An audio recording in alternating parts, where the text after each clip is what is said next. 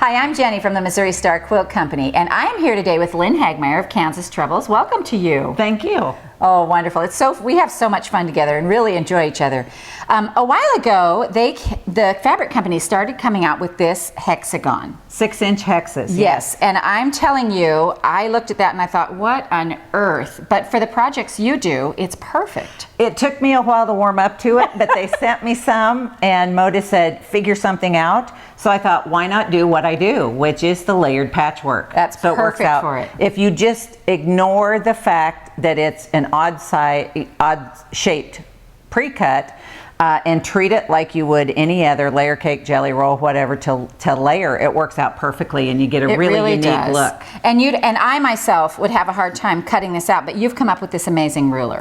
I did. Some of the projects that we have done, you have to center this in the middle of a layer cake. Mm-hmm. Centering a six-sided object in a four-sided object. A little hard to eyeball. It is too much measuring for me. You and I both don't like the technical hard things. So our new honeycomb ruler will not only center but cut your honeycomb in halves or fourths in either direction.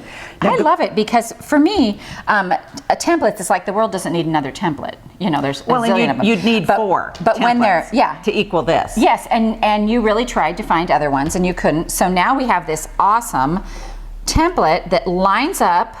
If you want to cut them in half, you just line up your hexagon with the lines that are on here. It makes a half, makes a quarter. It really makes it a usable pre-cut. It does. So you've done quite a few projects with this. I have. I've embraced it and really had a lot of fun with it. Embrace the honeycomb. Now they do not have a pinked edge, but Moda has laser cut these. So the edges are actually sealed, so you still aren't going to get the raveling. Oh, that's very cool. I didn't know that. Because every side of a six-sided object is not going to be on the bias. Yeah. There's no way. So let's talk about this quilt behind us, which is made using the ruler and the honeycomb, where you've just cut them in half.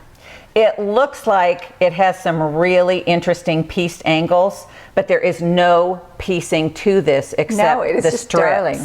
So what do you need to make this quilt? You need 2 honeycomb pre-cuts that are the 6-inch hexagons. Moda calls them honeycombs. Honeycombs, that's And then cute. 2 fabrics, one for the tan strips and one for the red strips. Okay, so let's get right to this. How do we put this quilt together? We're going to cut our honeycombs in half, and the pattern shows that we want our pointy sides on the strips. So we're going to find that angle on the ruler, line it up, and cut that flat side in half so you have 2 perfect halves of your honeycomb. Oh, awesome. I like to do 3 at a time. It's very simple. That's about how many layers I like to cut at once. 3 is good. Then we have a 7-inch wide strip. Okay. And that's right here. Kind of a random size that I chose because I like that much left in the middle. And it looks really cool, this zigzag in does. here. It looks like you really have done some major piecing. So and I love the diagonal print with it. I've done it in 2 different quilts and have chosen a diagonal because then it really gives it a lot more movement and interest and makes it look more difficult. And anytime we can do something really, really simple that looks more difficult, I'm all over it. That's me too. That's me too. So I see when you've started this right here, you have this pinned on where this one comes right to the edge and you just pin one after the other. Correct. And then this one is halved.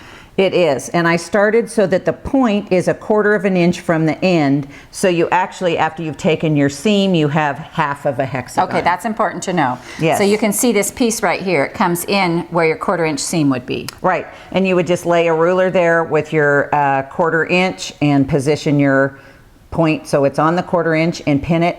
That gives you the point here right across from your seam, what would be your seam or your split between the other two, so you get that perfect zigzag down the whole row. When you do a row, do you like pin them all on? How do you do this? Okay. I do, because then I will start, we never top stitch in the seam allowance when we're doing layered patchwork. It's not only redundant, but you have a greater chance of skewing everything. So then when you go over it in the seam allowance, you're pushing on that fabric again. Right. So we're going to start here and stitch 1/8 inch and go down and across and back up.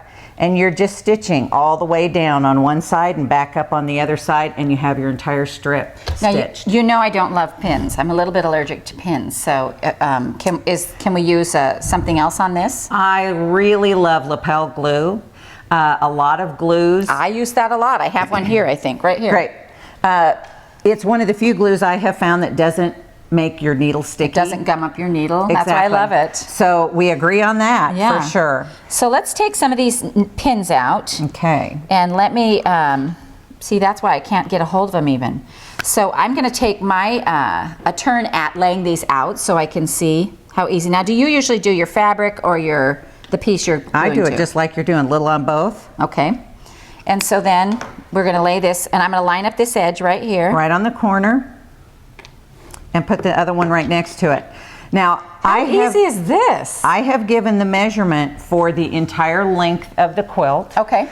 I usually mark my center point and the ends and put one of the hexes in the middle and one on each end, and then just kind of scooch them together, scooch them apart however you need to fill in between. Right. I love this idea. This would make a darling little baby quilt. The beauty of only needing 2 pre-cuts and 2 fabrics is that you're never going to have leftovers in your stash. Yeah. If it's a bright or a more masculine quilt, if it's something that I wouldn't normally want a whole lot of leftovers of, using pre-cuts and just a couple of extra fabrics, you have no leftovers in your stash to look at. I love that. Okay, so I'm here at the sewing machine, and I'm going to sew. We are going to sew 1/8 of an inch, right? 1/8 of an inch. Along the edge. You don't have to sew along the edge in the seam. You can on the end. Oh, okay, I did that. You don't need to in the seam allowance. Good to know. And I'm just going to go across the top here. And mine is probably in a little further than 1/8. Is that all right? It is. 1/8 is the minimum. Any more than 1/8, you're just going to get a little more curl when you wash the quilt. It'll fray and curl and get soft, but it isn't going to unravel because of the laser cut edges. If you go narrower than 1/8, you have the possibility of possibly sewing off the edge. Yeah. And then it can curl up more Right. when you wash it. And of course, we would never sew crooked, so that wouldn't be a problem. Never. So right here, I'm at the very end of my little piece, and what I'm going to do is I'm just going to lift this up, and I'm going to turn the whole thing around and just go back up the other side. You don't even have to